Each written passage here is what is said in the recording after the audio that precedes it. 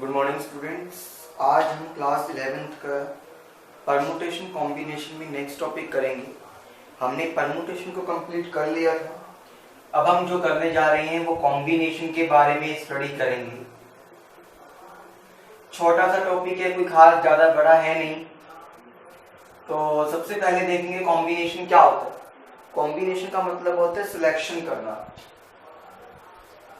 एक चीज ध्यान रखिएगा, यहाँ पे मुझे सिलेक्शन करना है। जो परमुटेशन आपने सीखा था वो क्या था, अरेंजमेंट था। यहाँ पे सिलेक्शन करना है in a particular order, in a particular order. किस ऑर्डर में मैं अपने लोगों को सिलेक्ट कर सकता हूँ। और अरेंज करना, बिठाना, वो हमारे पास क्या होता है, परमुटेशन होता है। इसकी रिप्रेजेंटेशन क्या होती है, NCR, C फॉर कॉम्बिनेशन। आपको पता है R हमेशा N से कम होना चाहिए, where R is less than equals to N। Solve कैसे करते हैं, N factorial as it is, R factorial as it is, और मल्टीप्लाई में N माइनस में R फैक्टोरियल। ये होता है आपके पास कॉम्बिनेशन को सॉल्व करने का तरीका। यहां तक क्लियर हो गया है। अच्छा, कुछ प्रॉपर्टीज के बारे में भी स्टडी करेंगे। एक प्रॉपर्टी आती है NCR, NC N minus R के इक्वल होगा। इनके हम यूजेस भी देखेंगे, अभी के लिए प्रॉपर्टी याद रखिएगा। एक प्रॉपर्टी आती है, मान लो एक दे रखा है NCP और आपको NCQ इक्वल दे रखा है, दे पाए इक्वल दे रखा है। तो इसका मतलब या तो P मेरा सीधा Q के इक्वल होगा, या फिर P प्लस में Q किसके इक्वल होगा, N के इक्वल होगा। ये आपके पास क्या होती है, मैंडेटरी कंडीशन होती है।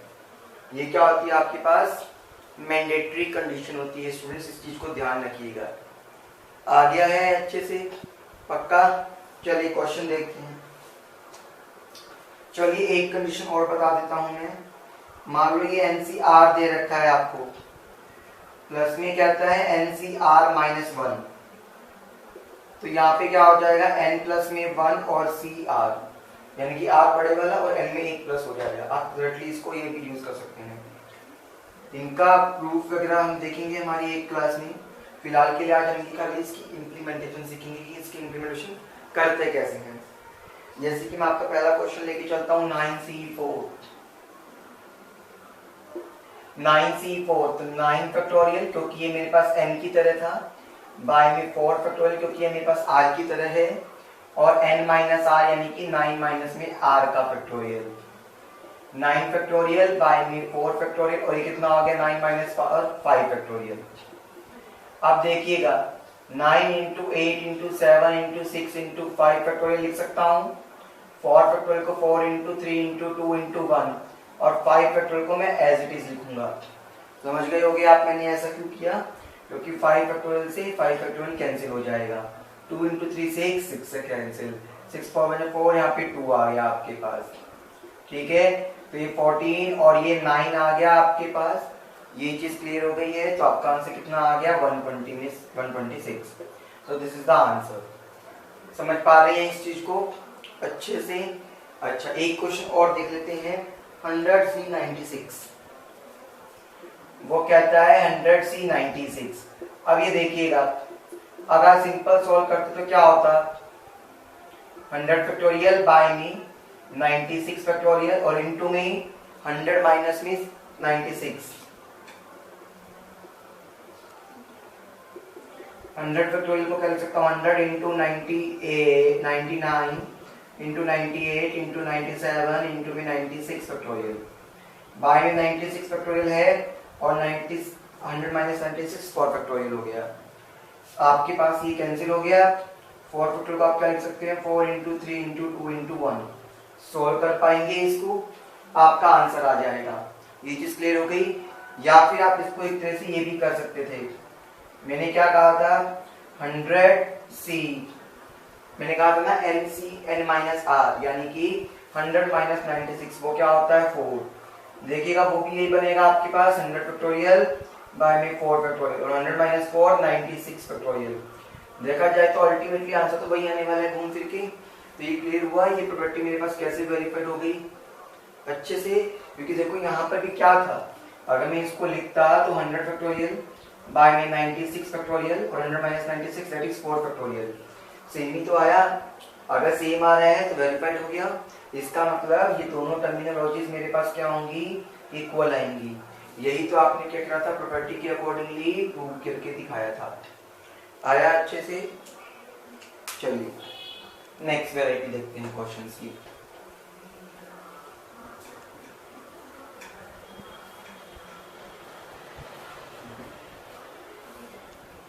अच्छा, जैसे कहता है NC8 is equals to NC6, NC8 is equals to NC6 कहता है आपको क्या करना है, यहाँ से n की वैल्यू निकालनी है।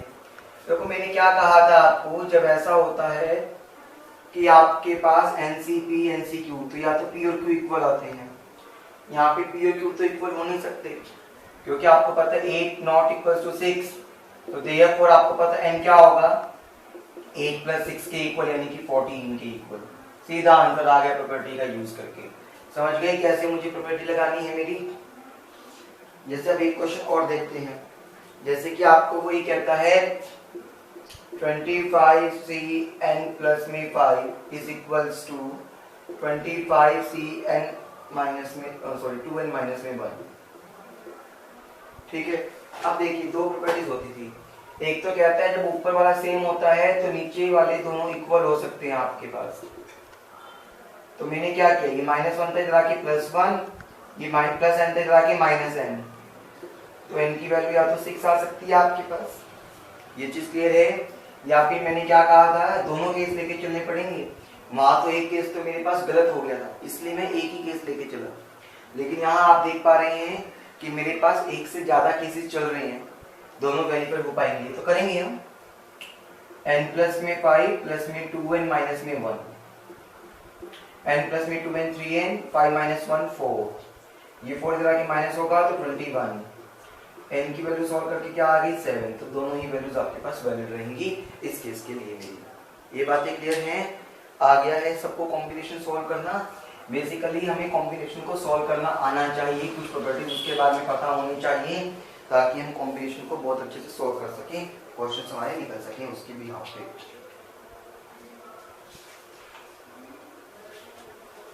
अब जैसे कि एक क्वेश्चन है, वो ये कहता है R इंटू में NCR is equal to n into में n माइनस 1 CR माइनस 1। आपको ये इक्वल प्रूव करके दिखाना है, आपको क्या करना है, ये इक्वल प्रूव करना है स्टूडेंट्स। तो देखिएगा R तो मल्टीप्लाई में था मेरे पास, कॉम्बिनेशन को सॉल्व करते हैं n फैक्टोरियल बाय में r फैक्टोरियल इंटू में n माइनस में r का फैक्टोरियल, यही आप लगाते हैं।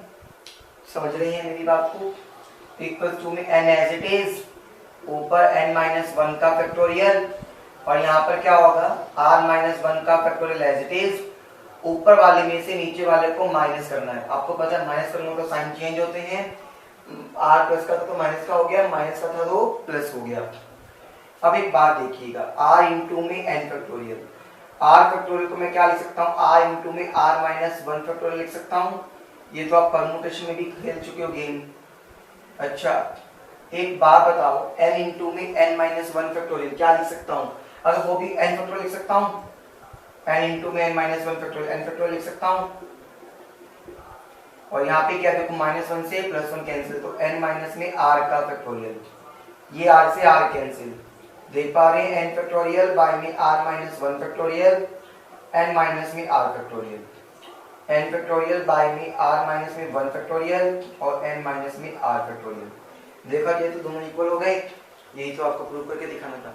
अब आ रही होंगी प्रॉपर्टीज समझ में, प्रॉपर्टीज क्लियर होती जा रही हैं, कैसे प्रूव कर सकते हैं हम इनको, समझ आ गया। वेरी नाइस, गुड, ब्रिलियंट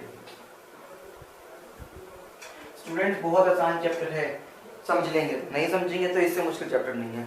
पूरा साल खत्म हो जाएगा, चैप्टर समझ नहीं आया तो गेम ओवर, समझ लो बस। पकड़ने नहीं आता ये क्वेश्चन, बड़ा खतरनाक आ जाता है ये क्वेश्चन हमारे पास।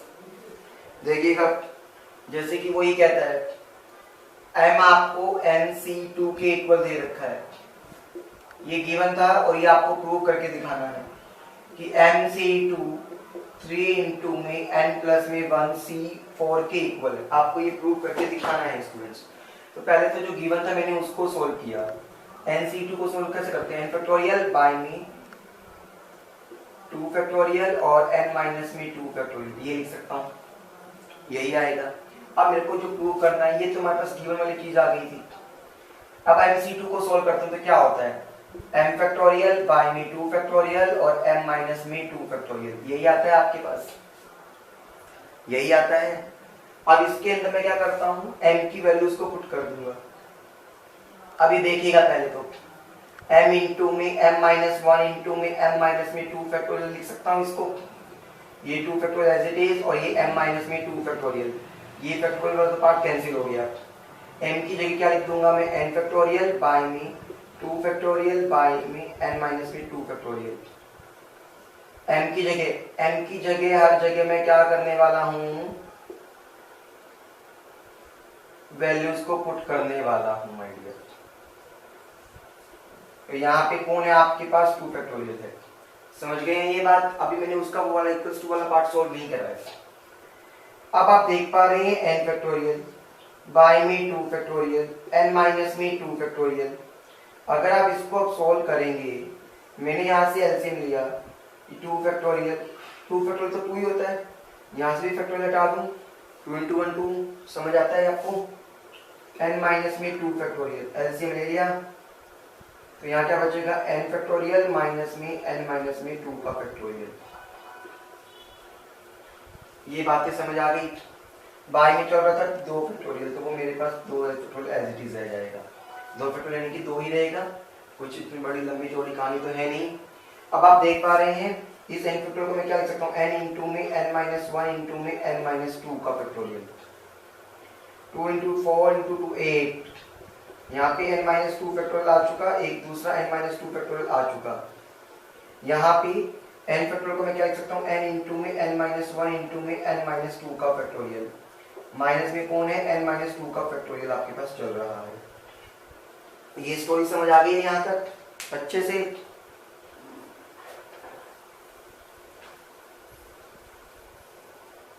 तो देखिएगा,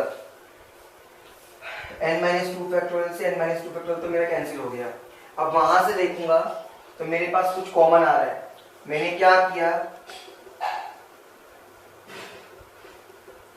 n माइनस 2 फैक्टोरियल को कॉमन बाहर निकाल दिया, मेरे पास बच क्या गया, यहाँ पे n इंटू में n माइनस 1 और यहाँ पे बच गया माइनस का 1 खाली। n माइनस 2 फैक्टोरियल से n माइनस 2 फैक्टोरियल कैंसिल हो गया आपके पास।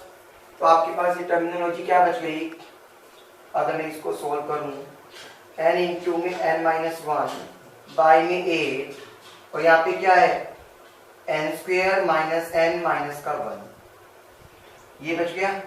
आपको तो उसके इक्वल प्रूव करना है। अब देखते हैं RHS को सोल्व करते हैं। 3 इंटू में n प्लस 1 का फैक्टोरियल डिवाइडेड बाय में 4 फैक्टोरियल इंटू में 4 माइनस n प्लस 1 माइनस में 4 फैक्टोरियल, यही होगा।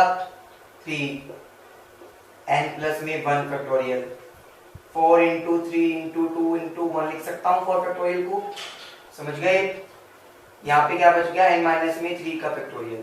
देखिएगा, n plus 1 as it is, फिर n माइनस में 1 जाएगा आपके पास, समझ पा रहे हैं इस चीज को। फिर n माइनस में 2 जाएगा, फिर n माइनस में 3 फैक्टोरियल जाएगा। 3 से 3 यहाँ कैंसिल कर दे तो 4 2 8 बच गया। यहाँ बच गया n माइनस में 3 फैक्टोरियल। n माइनस 3 फैक्टोरियल से n माइनस 3 फैक्टोरियल आपने क्या कर दिया, कैंसिल कर दिया हमारा। ये अच्छे से क्लियर हो गया सभी को, कोई डाउट तो नहीं है यहाँ तक? अच्छा, एक मैंने यहाँ पर एक गलती करी थी, इसमें से 2 भी आएगा, मैं उसको लगाना भूल गया था जब एलसीएम लेंगे।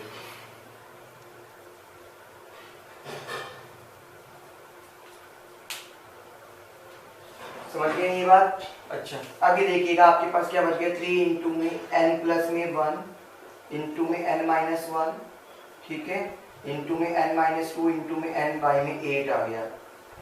इसको सॉल्व करने की जरूरत नहीं है, अपने आपको यहाँ पर देखिए ना, वो 2 वाली गलती थी जो।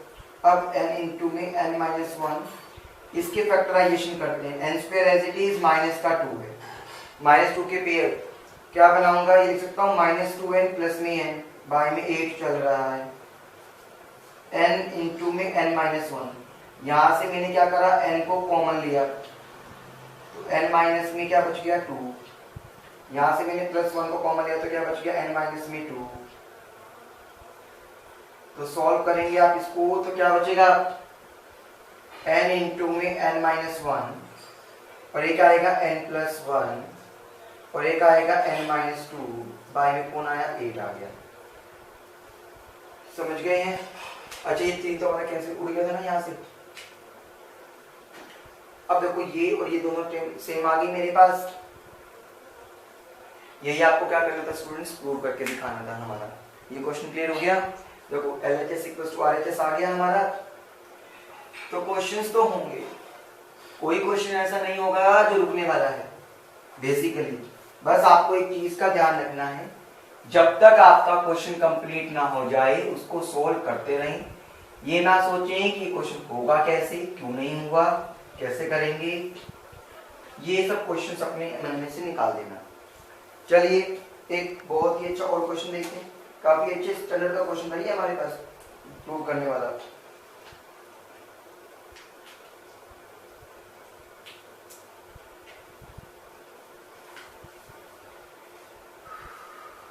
ठीक है, कर सकते थे हम इसको एक और तरीके से भी, हमने नहीं करा।